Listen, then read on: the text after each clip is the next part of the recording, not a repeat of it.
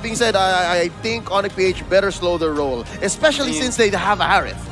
But the thing is, they do have this Selena. The Selena can actually help win out the lane. Any lane that she chooses to go, whether the XP or the gold. So the Selena can play it slow. However, I feel like, especially going up against this Aldos, maybe they want to go maybe a little bit faster. Well, the questions will be answered here in the game. Are you ready? It's going to be RRQ and Onic taking it to the land of Dawn as both of these side lanes are already going in for some crazy trades on the board. Selena, what happened in that early stage? Beloyski already at such low HP.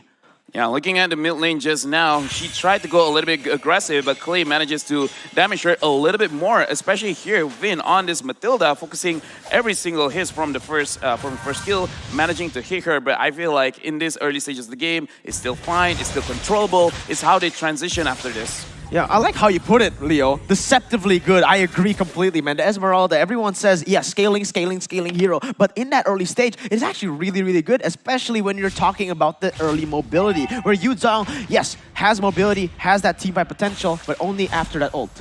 Yep, and so far the only thing that Onic can do is win the vision game, and of course try to find those pickoffs for Beloyski's in Los Lobos. Oh, Aldous is gonna get taken down. That's your first blood by Razor, picked up by the Filipino team, Onic. And that's what I was saying. RRQ Hoshi, they're playing on one plane of deception, while Onic PH might be doing the same thing. Shades of Na'Vi possibly playing Possum early on. What is this, 2 minutes? Now this is what I'm talking about, because the Selena is actually very good in any lane, whether EXP or gold. You just have to pressure a little bit, and Zin went a little bit overzealous, had his first death over there. We just want to see what Onic Philippines wants to transition on, and it looks like the turtle is going to be the objective. Yeah, they really like to do these kind of things, but Vin is already in there. He's going to try to go and do some damage. One time when able to get back onto two members right now. So Albert gets kicked away. He's going to get taken down in R7. He's going to try to go for more Beloyski for the price of Albert. That is not a good trade, but they're trying to make it a better one. Glarski now caught in the 1v3, instantly taken down, and that's going to be RRQ going and equalizing the board 2-2.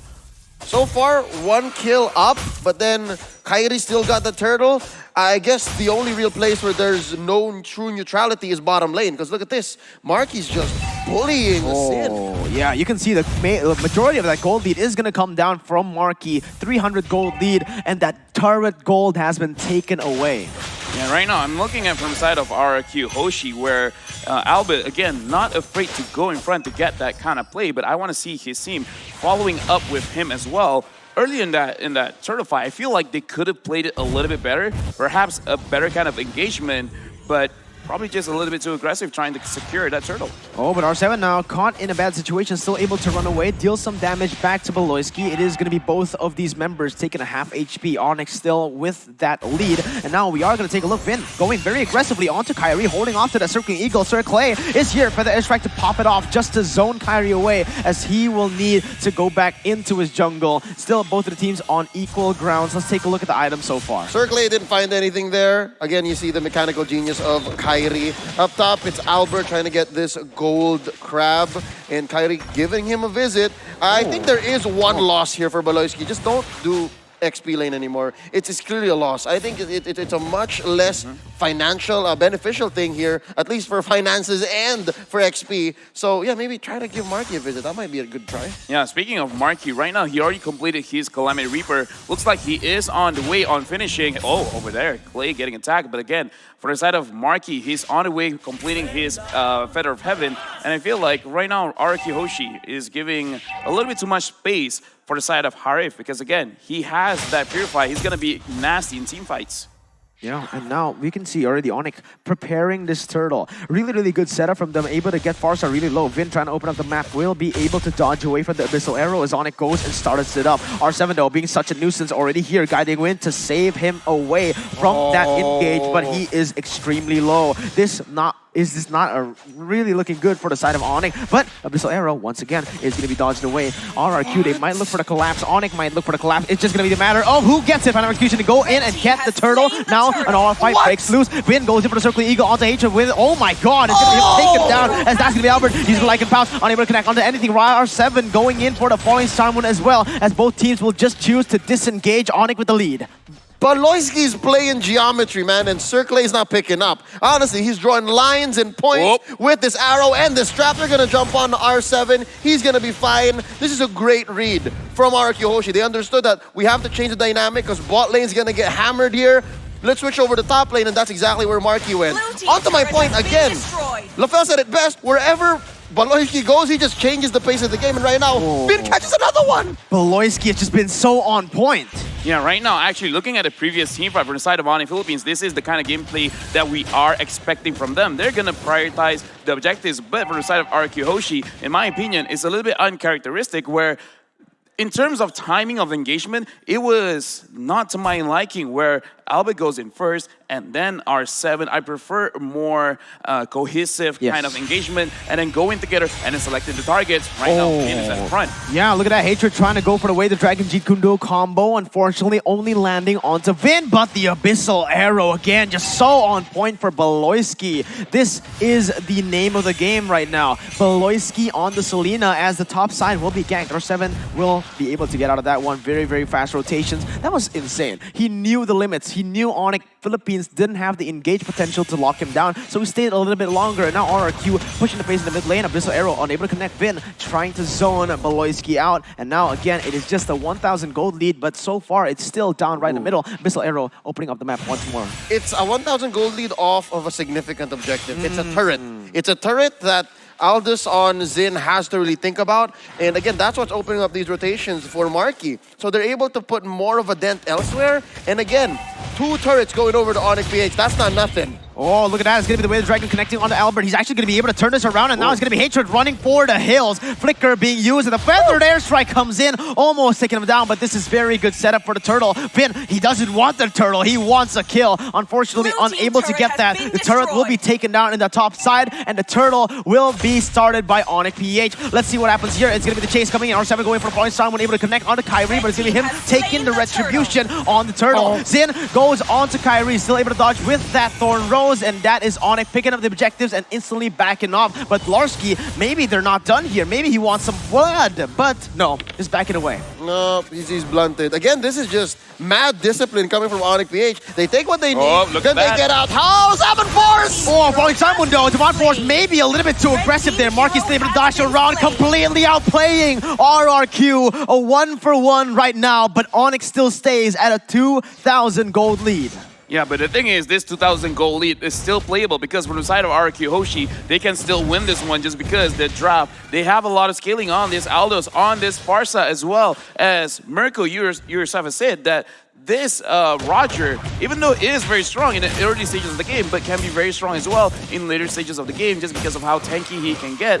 But from the side of Onic Philippines, this is an interaction that we haven't seen for a long time, which is the Harif as well as the Esmeralda, where it is a matchup where if the Esmeralda plays it well, she can win.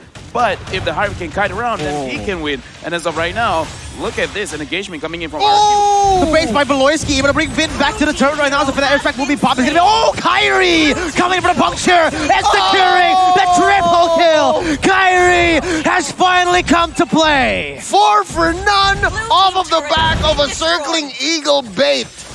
RQ Hoshi unable to find anything else on the map because even Zin has to retreat. He was way too deep, could have pushed that tier 1 down bottom, and now Onic are going to convert out of their minds. Going to go for the early choke and then start to get equilibrium and even maybe push part the line through all of these lanes. Amazing play. Yeah, right now we got to go back to the keys to victory. But before that, let's look at the replay again. From the side of RQ Hoshi over here, we can see that Vin engages, but he went in alone. His team is not confident in that. Look at Albert. Albert trying to run away. Clay still trying to fight. So this is what I'm talking about in terms of their communication. It looks like they're a little bit all over the place. It's like, what do you want to do? I want to do something else. So from the side of RQ Hoshi, they have to give a little bit more respect on the side of Onic Philippines, and they have to start taking this a little bit seriously and start to slow their roll and actually go in as a team.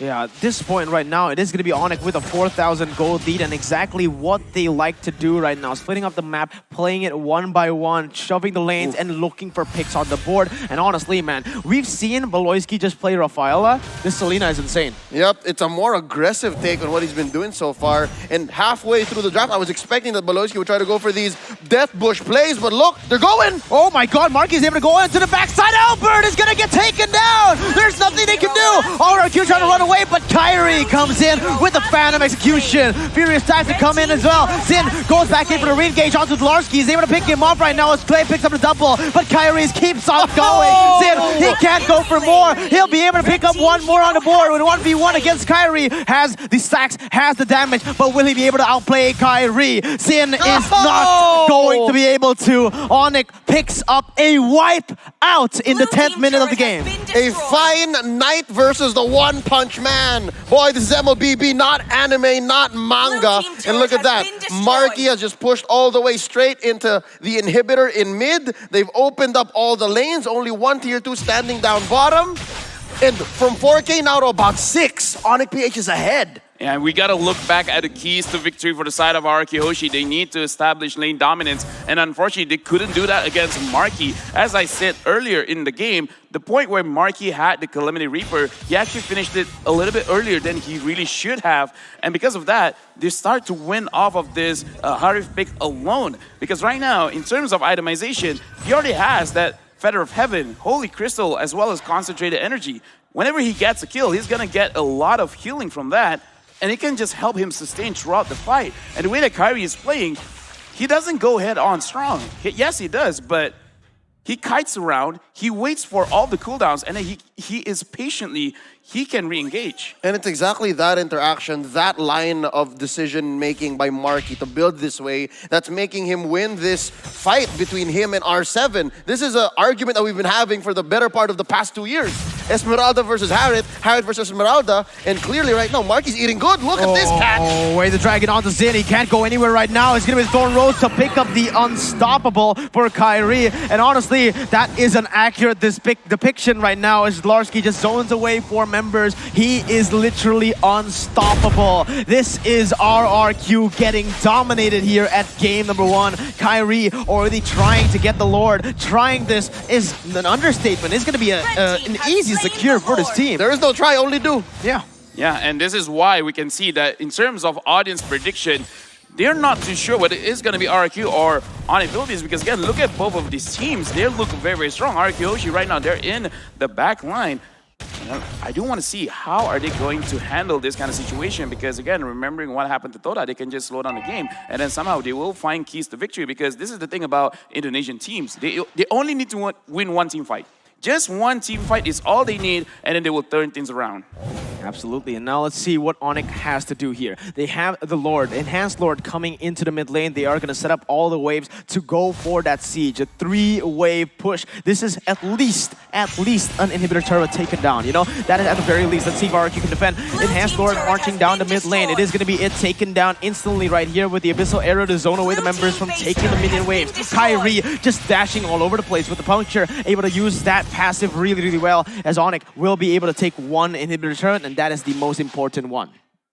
Right now, looking at Onic Philippines, they are looking at a good condition to end the game. However, they have to be very, very careful over here, because first like that. Oh, Albert gets caught, and now it's going to be the all-off follow-up. Albert gets completely taken down, and Bin will follow through. Zin is going to be able to crack that bottom side, that back line with the kill, but look at the combo. Wombo is coming in. It's going to be Kyrie just outplaying the entire team and looking for the kill. A maniac for Kyrie. No, it's only a triple kill, but Onic Philippines starts off with a statement. Kyrie can share. Kyrie can share. He put the gold all over, but it doesn't even matter. What a start for Onic Philippines. This is a best of 5, and I think we're just getting started. We're literally just getting started. Yeah. Honestly, that wasn't a statement. That was a declaration of war.